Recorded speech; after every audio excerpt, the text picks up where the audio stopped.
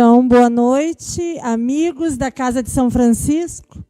Mais uma noite com live interativa e conversa com os espíritos. Mais uma noite com vocês, aqueles que nos prestigiam e que nos ajudam a espalhar essa semente. A semente do bem, a semente do amor, a semente da doutrina espírita. Aquela que tem tantas explicações, que tem tantas respostas para tantas dúvidas. Então, hoje, a casa cheia, trabalhadores dessa casa, que nos trazem com sua presença e conhecimento a brilhantar a nossa live. Muito obrigado. O Gernesi, trabalhador da Casa de São Francisco, a Lia, trabalhadora da Casa de São Francisco, a Kátia Celister, que nos ajuda a coordenar a live, o Dr. Mailton Santana e o Moisés. Então, muito obrigado pela presença de vocês. Meu filho Luiz Fernando Castro também, que sempre está na linha de frente, organizando a live, organizando o som, cuidando da parte técnica.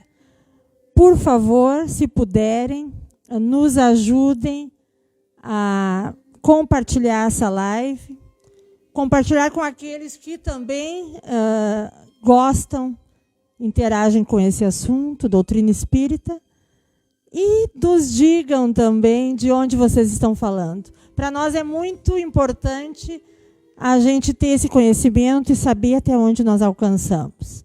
Muito obrigado por todos vocês que há muitos anos estão aí do nosso lado, nos apoiando e nos empurrando cada vez mais para frente. Muito obrigada. É um prazer muito grande para nós da Casa de São Francisco, nas terças-feiras, estar com vocês.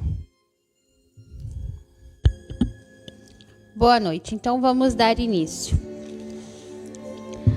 Fábio, na sua trajetória de espírita, qual o momento que mais lhe marcou nessa sua história até hoje? Pode nos contar um pouquinho? O momento que mais me marcou... Tu sabe que eu... em todos esses anos que eu vivo essa encarnação, lembrando hoje de como esse mundo se mostrou para mim, eu não consigo tirar um momento, nem dois momentos. Foram muitos momentos. Foram momentos que hoje eu entendo, eu precisava tê-los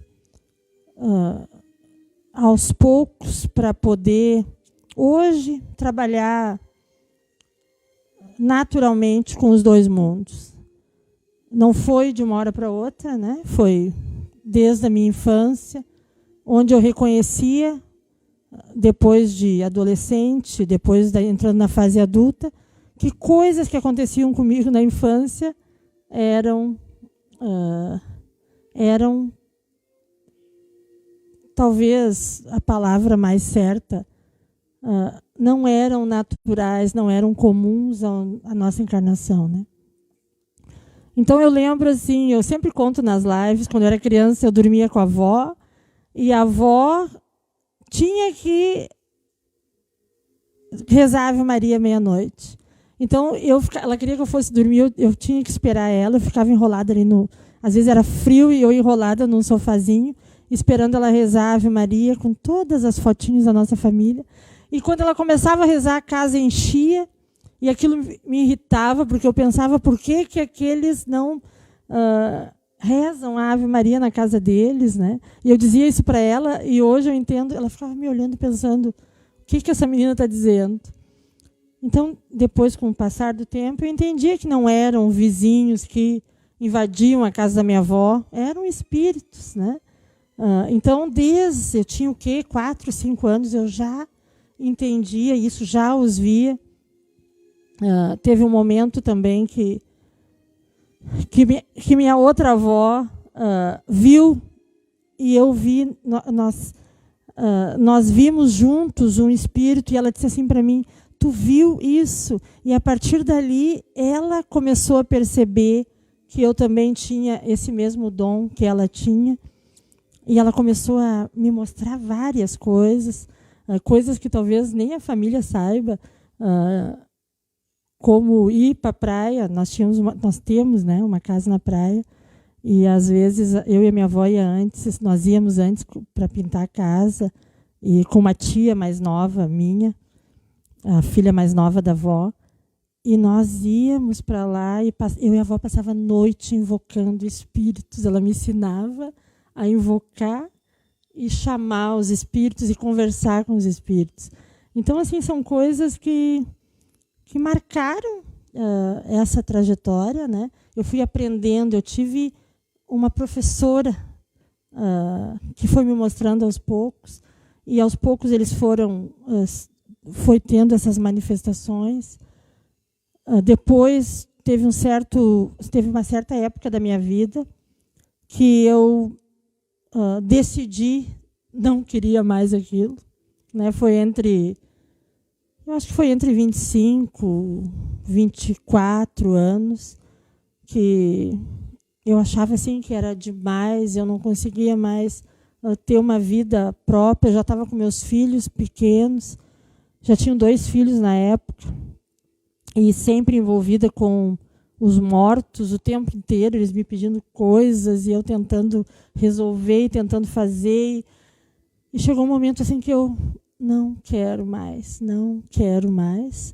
E demorou para me entender que não era eu que decidia isso, que tinha sido uma escolha dentro do plano espiritual e que eu não podia simplesmente não querer mais, né?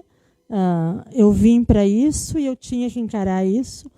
Então, a partir desse não querer mais, eu passei por um transtorno muito pesado. Foram 2 anos de transtornos terríveis, até eu entender que realmente eu não podia ter essa escolha.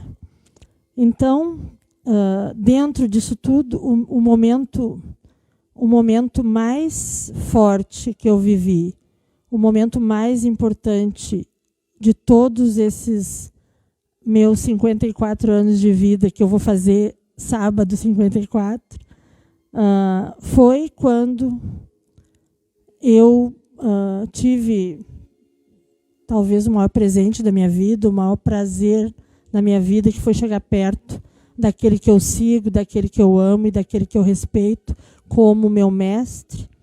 E eu estava na beira da praia com um transtorno terrível, depressão no último estágio, assim, nada parece que fazia com que eu retomasse a vida novamente. E daí eu saí a caminhar, porque quem vive isso sabe como é difícil quando a gente está em crise, a gente está tendo crises pesadas. Então teve um certo momento que eu saí estrada fora, assim, e daí parei na beira da praia. Eu morava naquela época na beira da praia, e daí eu sentei e chorava, né? Chorava, nada me aquietava. E daí daqui a pouco eu comecei a olhar para o mar, e era inverno isso. Inverno não era temporada assim de praia, né? Eu morava quase 2 quadras do mar, e eu comecei a olhar para o mar e parecia que vinha um furacão do mar. Eram muitas nuvens pesadas assim, e aquilo muito forte, muito. Só que eu olhava para a areia, nada se movia, e eu olhava para o mar, aquela tempestade chegando, e aquilo começou a me dar um pavor. E eu olhava para as pessoas, assim, tinha alguns caminhando e tal, e parecia assim que ninguém percebia aquilo. E aquilo foi me dando um pavor, foi me dando um pânico. Aquelas nuvens pesadas cada vez chegavam mais perto, e eu levantei e parecia que eu não conseguia respirar. E quando eu me dei por conta, eu estava lá, no meio daquilo tudo, claro, hoje eu entendo que foi em desdobramento isso, né? Não era o meu corpo que estava, e sim meu espírito. Estava ali no meio, eu estava deitada no colo de um homem. Ele passava a mão nos meus cabelos, no meu rosto. Ele não me disse uma palavra, uma palavra. Ele só dizia, eu sabia, eu sentia que ele me passava a tranquilidade e a paz, como se me dissesse, acabou, tu terminou o teu estágio, tu entende agora o que é um sofrimento de verdade, tu sabe o que as pessoas passam, tu está pronta, então agora tu tem que seguir o teu caminho, que é ajudar a todos que passarem pela tua frente. E eu, a partir daquele minuto, daquele momento que eu tive com ele, eu sabia quem ele era, eu sabia quem era aquele ser que estava ali comigo, e foi, com certeza, o momento mais marcante, mais importante de tudo isso que eu já vivi.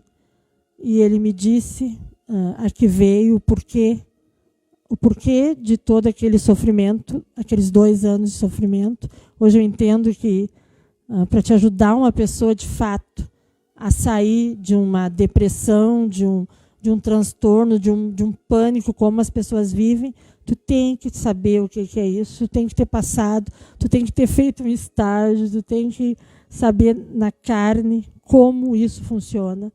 Senão não tem como tu ajudar, não tem como tu mensurar o que é um sofrimento.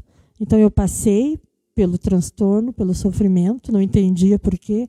Hoje eu entendo, eu precisava disso para me ajudar como eu ajudo hoje, e sei que posso ajudar.